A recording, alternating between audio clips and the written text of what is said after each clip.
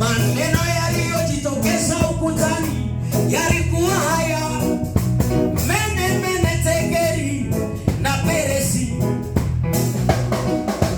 Maana yake ufalume wako umepimwa kwa mizani, nao umeonekana umepunguka. Ufalume wako wamegawanywa Wanechi na Wajemi.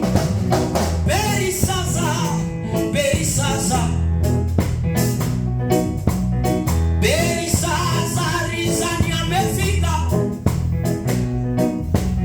akaanza kudharau watu, kumbe safari bado. Mfalume Belshaza Rizani amefika,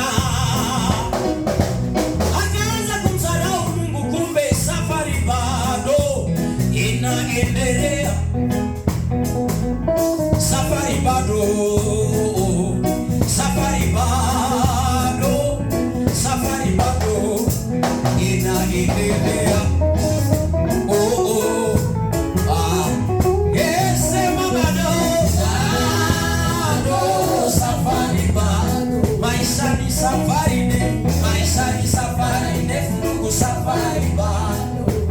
Sema bado. Unaweza imba na mimi usiache kudharau. Maisha ni safari ndefu, safari bado. Sema bado.